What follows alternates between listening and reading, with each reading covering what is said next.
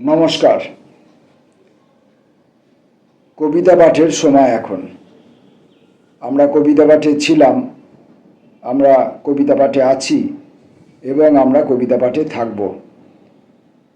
পত্রিকা থেকে কবিতা পাঠ এই পর্যায়ে আমরা আজকে সদ্যপ্রাপ্ত 3টে ছোট পত্রিকা হাতে নিয়ে বসেছি।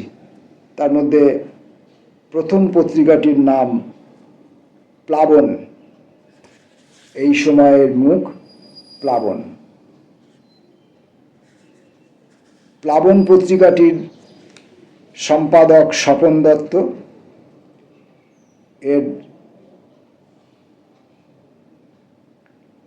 ঠিকানা কলকাতা।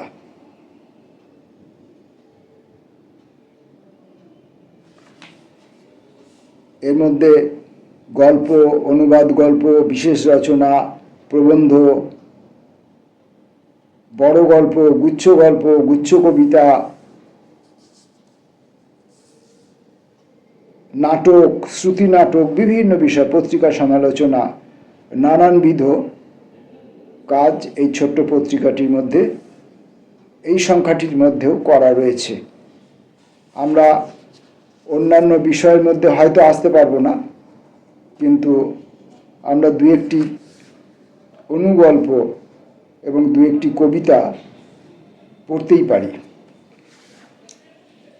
এর পরের যে পত্রিকাটি এসছে দৃষ্টিনন্দন, একটি ছোট্ট পত্রিকা।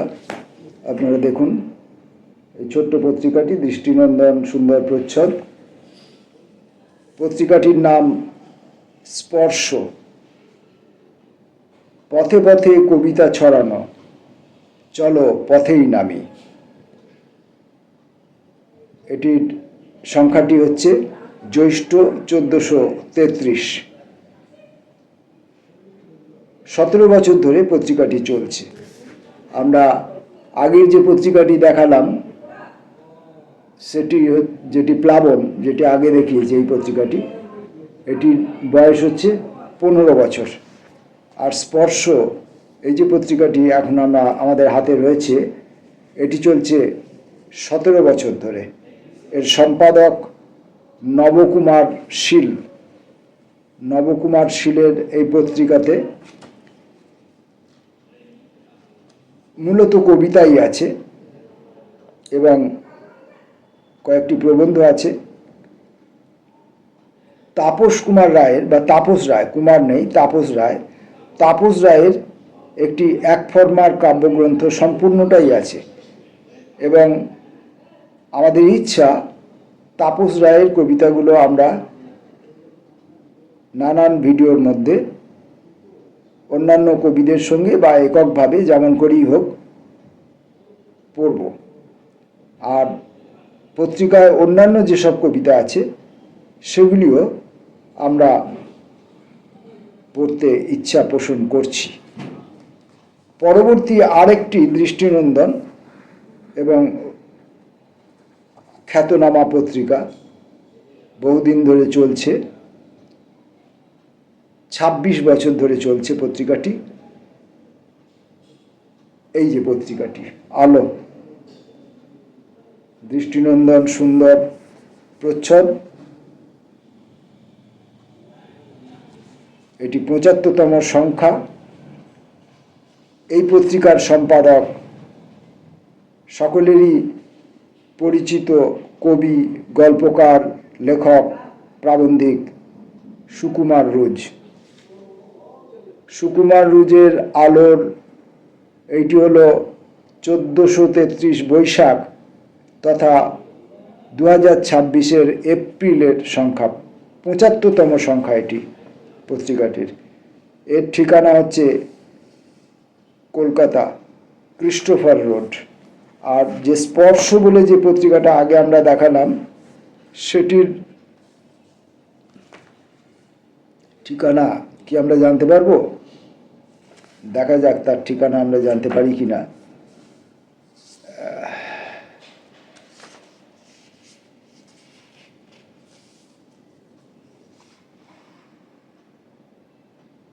এটি বাঁকুড়া থেকে প্রকাশিত হয়। বাঁকুড়ার একটি ছোট পত্রিকা, দৃষ্টিনন্দন সুন্দর পত্রিকা, শুধুমাত্র কবিতায় সমৃদ্ধ এবং আলো। আসুন আমরা একে একে তিনটে পত্রিকা থেকে দু একটি করে কবিতা পাঠ করি।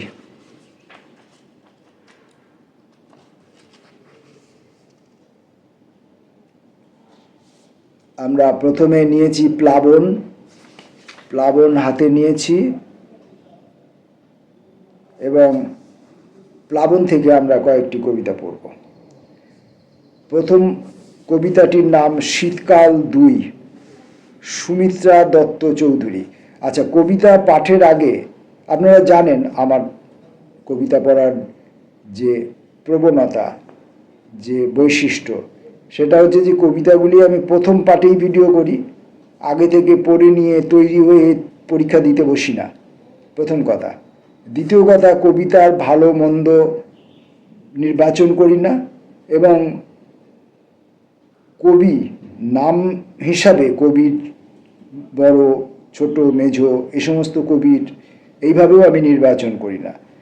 আমি কয়েকটি কবিতা পরপর যা পাই সেগুলো পড়ি, আর পাঠে আমার যাবতীয় ত্রুটি থেকে যায়। সেজন্য সম্পাদকের কাছে এবং যার কবিতা আমি পড়ছি তার কাছে, উভয়ের কাছে আমি ক্ষমা প্রার্থনা করি। সুমিত্রা দত্ত চৌধুরীর কবিতা শীতকাল 2। বিষণ্ণ শীতের সকাল, রোদহীন হিম কুয়াশায় ঢাকা ঝাড়গ্রাম। বেলপাহাড়ির পথে চলেছে দুইজন অরণ্যপ্রেমী আমার আত্মজা। তারা বয়ে নিয়ে আসবে এই রুক্ষ শহরে অরণ্যের গান, সবুজ পাতার মর্মর ধ্বনি, আদিবাসীদের সরলতা, প্রতিহিংসাহীন রক্তপাতহীন এক সহজ সত্য। আমি আগলে বসে আছি ঘর সংসার, প্রাচীন বৃক্ষের মতো শিরা ওঠা, ঝরা পাতার মর্মরতা বুকে, মায়াবী দুচোখে। বৃক্ষ, জল, মাটি, অরণ্যের মমতা মাখা হৃদয় পায় যেন ওরা দুজন।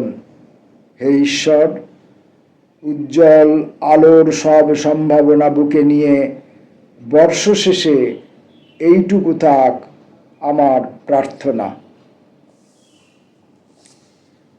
পরবর্তী কবিতাটি, কবির নাম প্রাণজি বসাক। ভাবনা। কোথায় যাব? অকুলান ভ্রমণে, পাহাড় জঙ্গল উপরতলায়, নিচতলায় নিচে দেখি উদ্ভট উপরের বাবুদের স্বর্ণপদম নেশা জেগে আছে ভ্রমণের টানে। সৃষ্ট ন্যারেটিভ ঝড় তোলে মনে, কুয়াশা বিভ্রাটে থেমে পড়ে যাত্রা। কাঁটা ঝোপঝাড় দেখে ভয় হয়, তোমার বুক যে দুরু দুরু করে, রোদ মরে যায় নেমে আসে শীত। বিবাহের সানাই বাজনা বাজে, এখানেও ভ্রমণের ভ্রম আছে। কাম্য পথে সে চলে না বোধ হয়, হাসি মুখে কথা বলে পরিচিত। ব্যস্ত জমবে এবার আসর, সারাদিন সারা রাত সারাক্ষণ বারবার থিসিস পড়ে অবুঝ। এত কি সহজ বন্ধু অভিলাষ, সাজেশন আসে রকমারি ভাসে, তবু বোধগম্য নয় শুধু ভাবা। দুটি কবিতার মধ্যেই আমরা পর্যটন পেলাম। সেই পর্যটন আক্ষরিক অর্থে ভ্রমণ বা পর্যটন যেমন রয়েছে, তেমনি জীবনের মধ্যে মানুষ যে ভ্রমণ করে, জীবনের সময়ের মধ্যে অভিজ্ঞতার মধ্যে মানুষ যে ভ্রমণ করে এবং পর্যটন করে এবং তার যে চাওয়া পাওয়া, এই দুটি লেখার মধ্যে সেটি রয়েছে বলে আমার মনে হলো। আমরা আর একটি কবিতা পড়ব এই প্লাবন পত্রিকাটি থেকে। আমরা বুঝতেও পারি না। কবির নাম সুব্রত ঘোষ। শ্রেষ্ঠত্বের জন্মদাগ বয়ে বেড়ানো কিছু মানুষ দিনরাত এক করে চেষ্টা চালায় কিছু একটা প্রমাণের জন্য। আদতে এই প্রমাণের সারবত্তা নিয়ে আমাদের কাছে তেমন কোনো উজ্জ্বল তথ্য নেই। সুখ কিংবা অসুখ এই দুয়ের তারতম্যে তাদের কিছু যায় আসে না। নির্দিষ্ট চিত্রনাট্যে অভ্যস্ত তুখর চরিত্রগুলি সকলের অগোচরে নিজেদের আস্তিনের নিচে লুকিয়ে রাখে গুপ্ত ছুরিকা, তারপর অপেক্ষায় থাকে ঝাঁপিয়ে পড়ার জন্য। আমরা জানতেও পারি না। বাইরে থেকে জল জল করতে থাকে শ্রেষ্ঠত্বের জন্মদাগ, অন্যদিকে সকলের অলক্ষ্যে লক লক করে ওঠে তীক্ষ্ণ ছুরিকা, নিঃসারে সংঘটিত হয় হত্যাকাণ্ড। আমরা বুঝতেও পারি না। এরপর আমরা আগেই দেখিয়েছি স্পর্শ। এই পত্রিকাটিকে আমরা এবার স্পর্শ করব কবিতা পাঠের নিমিত্ত। এখানেও সেই একই কথা, পত্রিকা থেকে কবিতাগুলো আমরা প্রথম পাঠে পাঠ করব, ভুল ত্রুটি হতে পারে। দ্বিতীয়ত, কবির নাম যশ অনুযায়ী বেছে নিয়ে কবিতা পড়া নয়, আমরা পরপর 3টে কবিতা পড়ব। প্রথম কবির নাম দিশা চট্টোপাধ্যায়, ঝিঝি পোকার কান্না।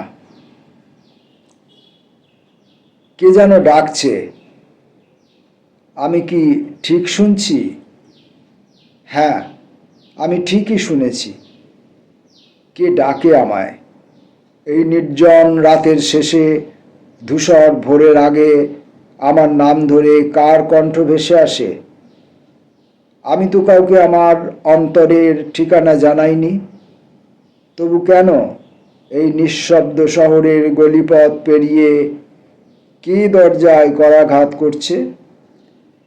কে কে ডাকে আমায়? কোনো উত্তর আসে না। মাঠ ঘাট জুড়ে শুধু ঝিঝি পোকার কান্না। পরবর্তী কবির নাম সঞ্জয় ঋষি, ভাবা যায়। অনেক কয়েকটি কবিতা একসাথে লিখে মনে হলো এইবার আমার মৃত্যু হবে, কিন্তু বাস্তব ভিন্ন কথা বলল। প্রচুর ভালোবেসে দেখলাম এই দিন আমার মৃত্যু হবে, বাস্তব ভিন্ন কথা বলল। প্রচুর মদ খেয়ে ভাবলাম এই দিন মৃত্যু হবে, বাস্তব অন্য কথা বলল। মৃত্যু এমন একটা জিনিস যাকে আবিষ্কার করা যায় না, কিন্তু ভাবা যায়। সঞ্জয় ঋষির কবিতা। পরের কবিতাটির নাম সাদা করিডোরে রাধার কথা। কবির নাম সঞ্জয় দাস। আগের কবি ছিলেন সঞ্জয় ঋষি, এখন কবির নাম সঞ্জয় দাস। সাদা করিডোরের ভেতর তোমাকে প্রথম দেখি, তোমার নামটা শুনি ধীরে, সুদীক্ষা, যেন কোনো মন্ত্রের প্রথম উচ্চারণ। তুমি যখন কথা বলো, শব্দগুলো শুধু চিকিৎসা নয়, মনে হয় অজান্তে কেউ সান্ত্বনা ছড়িয়ে দিচ্ছে। আমি দাঁড়িয়ে থাকি দূরে, রোগীর আত্মীয় হয়ে, কিন্তু মনে হয় আমি যেন বৃন্দাবনের প্রতীক। তুমি কাছে এলে কোনো বংশী বাজে না, তবু অদ্ভুত এক টান আমাকে নীরবে টেনে নেয়। এই টান প্রেম কি নাকি ভক্তি আমি আলাদা করতে পারি না। শুধু দেখি তোমার স্পর্শে ব্যথা একটু কমে যায়, আর আমার ভেতরে একটা নাম জেগে ওঠে, রাধা। রাধা যেমন কৃষ্ণকে খুঁজে পেত প্রতিটি হাওয়ায়, প্রতিটি আলোয়, আমি তেমনি তোমার উপস্থিতিতে ঈশ্বরের গন্ধ পাই। তুমি হয়তো জানো না, তোমার প্রতিটা ছোট কাজ কোনো পূজার মতো হয়ে ওঠে, আর আমি একজন নিঃশব্দ ভক্ত হয়ে দেখে যাই। এই ভালো লাগা আর কোনোদিন বলবো না, শুধু রেখে দেব একটা প্রার্থনার মতো, যেন তুমি ভালো থাকো, যেন তোমার হাতেই আরও অনেক ব্যথা কমে যায়, আর আমি দূর থেকে রাধার মতো শুধু অনুভব করে যাই তোমার মধ্য দিয়ে ঈশ্বরকে। আমরা স্পর্শ পত্রিকাটিকে স্পর্শ করলাম, নবকুমার শীল সম্পাদিত পত্রিকাটি, তার থেকে আমরা 3টে কবিতা পড়লাম। পক্ষপাতিত্ব করব না। পরের পত্রিকাটির নাম আলো, সুকুমার রুজ দ্বারা সুসম্পাদিত পত্রিকা। প্রচুর কবিতা আছে, প্রচুর ছোট গল্প আছে। আমরা ধীরে ধীরে একে একে পাঠ করব। আমরা কি করব, কি করতে পারি? আমরা কি গুচ্ছ কবিতা পড়তে পারি? না, প্রথম দিনে গুচ্ছ কবিতা পড়া ঠিক নয়, আমরা সেগুলো পরে পরে পড়ব। আমরা বরঞ্চ ওই একই নিয়ম বজায় রেখে আলো পত্রিকা থেকে পরপর ওই একক কবিতা যেগুলি আছে সেগুলি কয়েকটি পড়ব। একক কবিতাগুলি পাঠের সময় অনিবার্য কারণবশত প্রথম কবিকে আমরা পাঠ না করে, তার কবিতাটিকে পাঠ না করে আমরা দ্বিতীয় কবির কবিতাটি থেকে পাঠ শুরু করব। কবির নাম রথিনকর, খণ্ড খণ্ড মুহূর্ত কথা। কিছু এলোমেলো কথা, খণ্ড খণ্ড মুহূর্ত কথা, আত্মীয়হীনতায়। পদ্মমুচি গাছেদের পাতা ঝরে যায় বিষাদ প্রহরে, নিঝুম প্রহরে, অথচ জানালার শার্সিতে আশাবরী সকাল। অন্ধরা হেঁটে যায় আলোর ঠিকানায়, কুশলী তস্কর লুটে নেয় আমাদের সমূহ গৌরব। সোনালি ইস্তাহার বিলোচ্ছে যে ছেলেটি, সে কখনো দেখেনি অংশুপতির অশ্বারোহী বিভব, গধূলির আবির ঝড়। জোনাক লাগা অন্ধকারে কি খোঁজো নির্জন বালক, সমবেত বোধহীনতায়।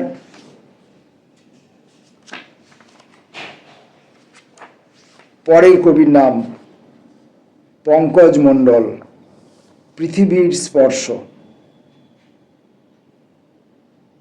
তোমাকে ভালোবেসেছি দু চোখ উজাড় করে, ভালোবাসা দিতে পারিনি তোমার ঈশ্বরকে। তাই কি তুমি নৌকা বেয়ে দূরে চলে গেছো? ঈশ্বরের সৃষ্টি তুমি, যার আগুলে লেখা আছে আমাদের কঠিনতর পথ। যে পথে বসে আছে দুজনের নির্বান্ধব রাত, যে রাতে সাক্ষী থাকে না পাওয়া জয়ের বিষাদ। কত আর ওড়াবো তোমাকে আমার বাতাসে, বিষাদ উরুক জন্ম নেব তার হাতে, যে হাত শুধু বিষাদের নয় আমাদেরও। তোমার ঈশ্বর উঠে এলো অন্ধপ্রায় চোখে, যে চোখ আজও খোঁজে শুধু পায় না কোনো রেখা। যে ভালোবাসে ঈশ্বর শুধু কি তার?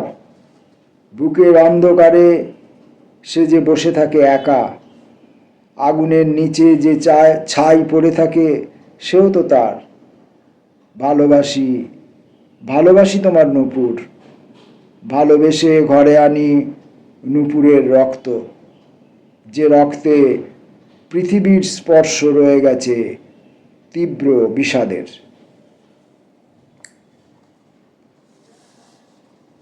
পরের কবির নাম অসীম চৌধুরী, অন্ধকারে। অন্ধকারে ঘুরে ফেরে অক্ষরেখা যত, অন্ধকারে ঘুরে ফেরে রাস্তার নির্ণয়, ভুবন ডাঙার মাঠের ভিতর ক্ষত, অন্ধকারে দুরন্ত প্রত্যয়। একা হই একলা পথের বাঁকে, মনের মধ্যে উছলে ওঠে ব্যথা। অন্ধকারের ঘাট নিরুদ্দেশে, নিরাশার স্বপ্নে বাড়ায় মাথা। এগিয়ে চলি এঁদো পথের ফাঁকে, অতর্কিতে ত্রস্ত চারিধার। অন্ধকারের ভুলভুলাইয়া পথে, স্বপ্নগুলোর বুভুক্ষ বিস্তার। অন্ধকারটা ভাঙে এবং চলে, ভোরের আলোয় দিক নির্দেশ তার। জলের তোরে পালতোলা এই স্রোতে, বিষণ্ণ সব জীবনের উৎসার। আমরা পরপর সদ্যপ্রাপ্ত তিনটে পত্রিকা থেকে তিনটে পত্রিকা থেকে তিনটি করে কবিতা আমরা পড়েছি। তিনজন কবির তিনটি করে কবিতা পড়েছি। পত্রিকাগুলির সামান্য পরিচয় দিয়েছি, সম্পাদকের নাম উল্লেখ করেছি।